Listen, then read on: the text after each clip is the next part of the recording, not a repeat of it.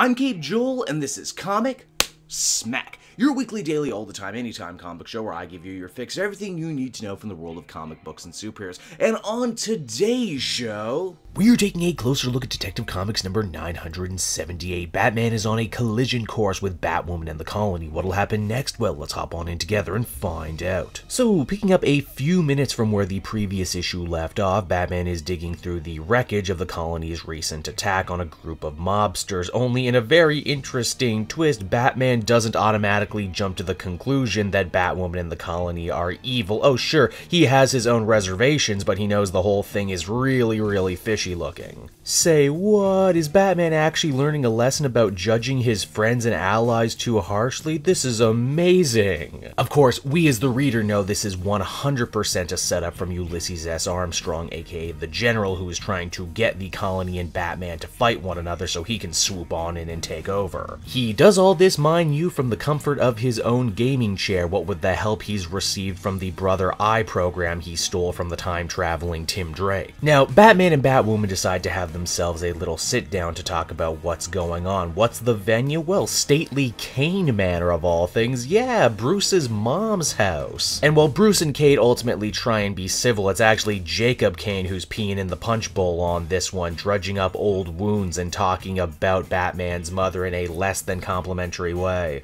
I mean, I guess when you break it down, Martha was Jacob's sister, so maybe he does have some interesting insight that Bruce doesn't have. Now, while all of this is going on, Tim Drake is in the Batcave trying to get to the bottom of how exactly these Colony troops were taken control of. Cassie is there too. And in a very sweet scene, we see Tim try and reach out to this forgotten member of the Bat family and take up the role of Big Brother that Clayface was filling before his untimely demise. Batman lets the Kanes know they've been compromised while on the Colony ship. Luke Fox is working his tech magic to try and get closer to what the problem might be. It would seem that despite being a fan, the General underestimated all of the Bat family as they're doing their jobs and will soon find him out. It's because of that he decides to accelerate his plan to its final stage. I mean, after all, why only have one or two brainwashed soldiers on your side when you could have a whole army of one-man army corps, or O.M.A.C if you will? The General shaves his head, making him look a lot more like his older comic book counterpart before flipping a switch and turning everyone in the Colony into mindless killing machines under his control, including Tim Drake. And it's right around there that the comic ends. So that's Detective Comics number 978, everybody, and overall another very strong issue in a strong series. Once again, the major theme is family, and the focus even manages to expand beyond just the Wayne and Bat family. It's cool to get some insight into the Kanes and what they were like.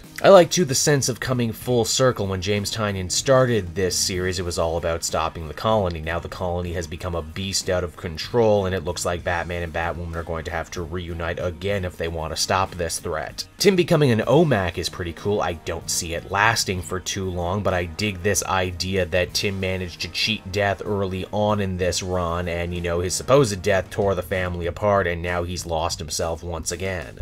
Overall, I feel confident giving this one an 8 out of 10, so that's Detective Comics, everyone. I hope you enjoyed it, and as always, be sure to take a closer look at some of these other videos I've been working on. Then you can follow me on Twitter and Facebook at GabeJoel, so you're always up to date on what I'm doing next. And hey, if you're feeling in a supportive mood, please check out my Patreon link down in the description. Patrons get exclusive access to videos and content before anyone else, and you can do so for as little as $1 a month. So until next time, everyone, this has been Gabe Joel. Thank you so much for watching and listening, and I'll see you all again later. Bye-bye.